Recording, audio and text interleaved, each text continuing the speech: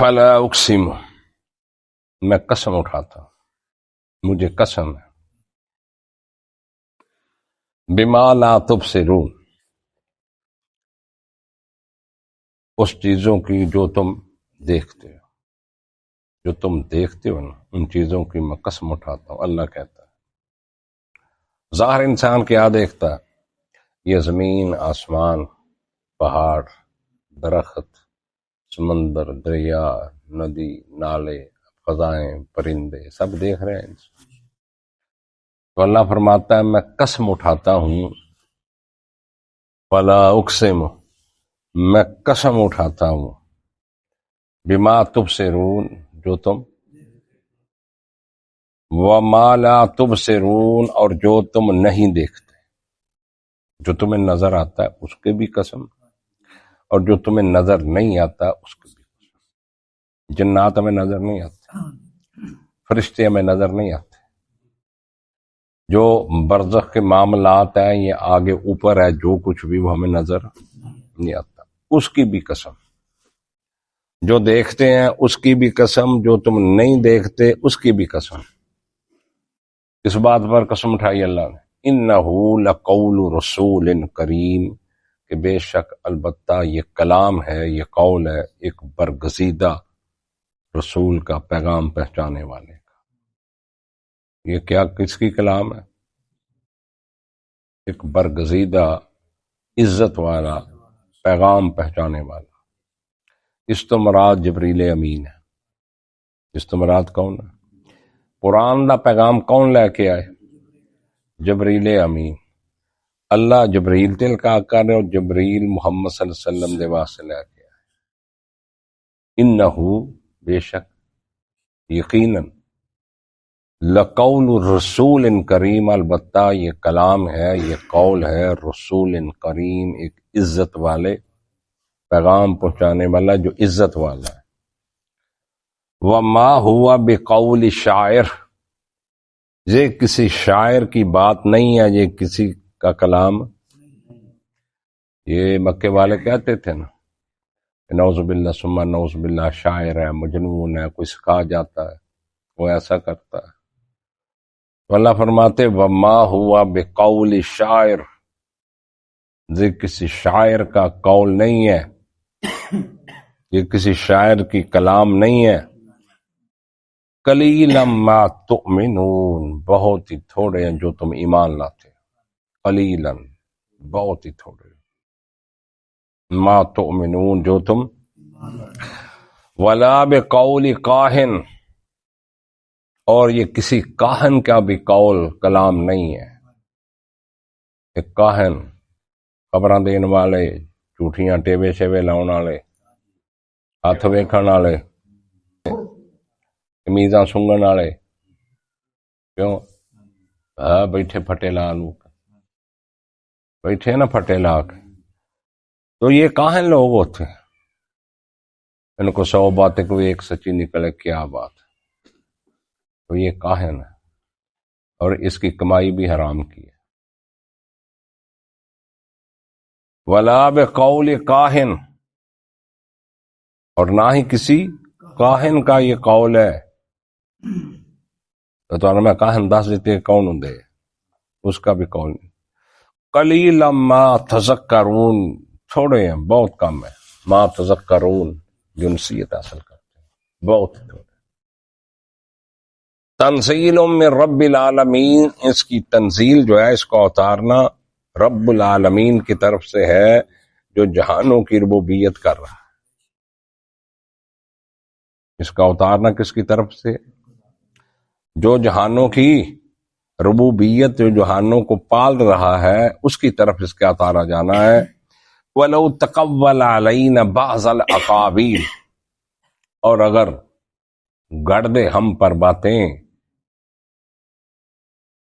جھوٹی باتیں، اگر ہمارا پیغمبر ہم پر وہ باتیں کھڑ دے، ہم پر لگا دے جو ہم نے کہی نہیں ہے، وَلَوْ تَقَوَّلَ، وَلَوْ تَقَوَّلَ، اور اگر وہ کہے ہم پر، اگر وہ گڑے ہم پر ایسی باتیں، بعض الاقاویل، بعض اکال بعض باتیں وہ باتیں کہ جو ہم نے کہی نہیں ہیں۔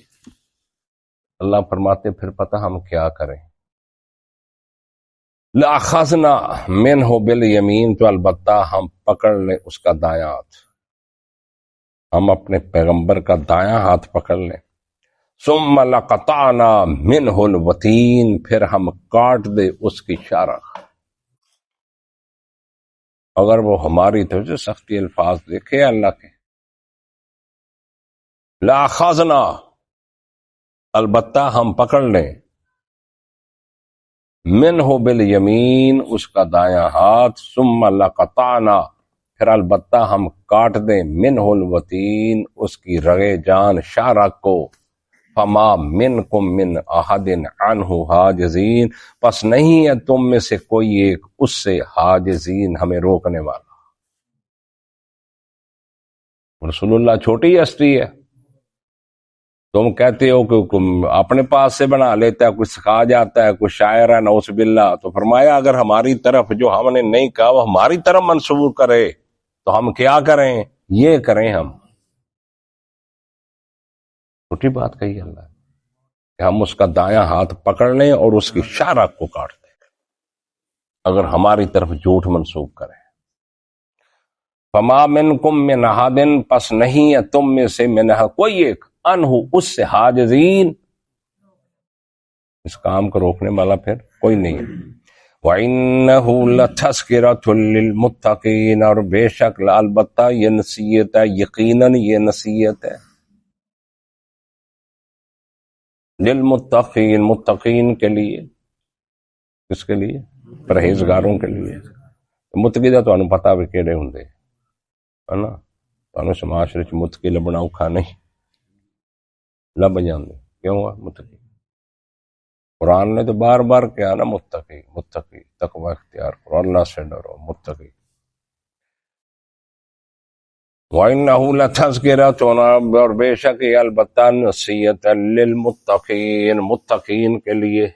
وَإِنَّا لَنَعْلَمُ أَنَّ مِنْكُمْ مُكَذِّبِينَ، اور بے شک ہم البتہ خوب جانتے ہیں تم میں سے مکذبین، جھٹلانے والوں کو، جو تم میں سے جھٹلاتے ہیں نا، اس لیے ہم ان کو بھی خوب جانتے ہیں۔ وَإِنَّهُ لَحَسْرَةٌ عَلَى الْكَافِرِينَ، اور بے شک البتہ حسرت ہوگا کافروں پر، یہ قرآن کافروں پر کیا ہوگا؟ دن قیامت کے حسرت۔ تو دوسرے نبی صلی اللہ علیہ وسلم نے حدیث بیان فرمائی، آپ نے فرمایا القرآن حجۃ لک او علیک، یہ قرآن تیرے لیے قیامت کے دن حجت ہوگا یا وہ تجھ پر، اگر تو نے قرآن کے حقوق پورے کیے، اگر اس کے نظام کو، قرآن کو مانا، دستور آئین کو مانا، اس پر عمل کیا جو قرآن کہتا ہے، پھر تیرے لیے یہ حجت ہوگا، دلیل ہوگا۔ اور اگر پھر تو نے نہ مانا، نہ سمجھا قرآن کو، اس کے نظام کو، اس کے آئین کو، قانون کو، اپنی من مرضی دنیا میں کرتا رہا، پھر یہ تیرے خلاف ہوگا، پھر یہ تیرے خلاف ہوگا۔ تو جب قرآن کسی کے خلاف گواہی دے گا تو پھر وہ بچت ہے، جب قرآن کسی کے خلاف اللہ کی عدالت میں گواہی دے دے گا تو پھر کیا بچت ہو؟ بچے گا انسان۔ اس لیے یہ قرآن تیرے لیے تیرے لیے اول یا تجھ پر حجت ہوگا۔ تو وَإِنَّهُ لَحَسْرَةٌ عَلَى الْكَافِرِينَ، اور بے شک البتہ یہ حسرت ہوگا کافروں پر۔ وَإِنَّهُ لَحَقُّ الْيَقِينَ، اور بے شک یقیناً یہ حق ہے، یقین ہے، یقینی ہے، یہ اللہ کی حق کتاب ہے، یقین مانی، حق الیقین، حق بھی ہے۔ فَسَبِّحْ بِاسْمِ رَبِّكَ الْعَظِيمِ، پس تسبیح بیان کر بسم ربک، اپنے رب کے نام، العظیم جو بڑا ہے۔ عظیم جو عظمت والا جو بڑا ہے اس رب کے نام کی تسبیح بیان کر. یہ جو بکواس کرتے ہیں کافر مشرک بھونکتے رہیں، لیکن میرا پیغمبر تو اپنے رب کے نام کی تسبیح کیا کر، اسی میں سب خیر ہے. وآخر دعوانا الحمدللہ رب العالمین.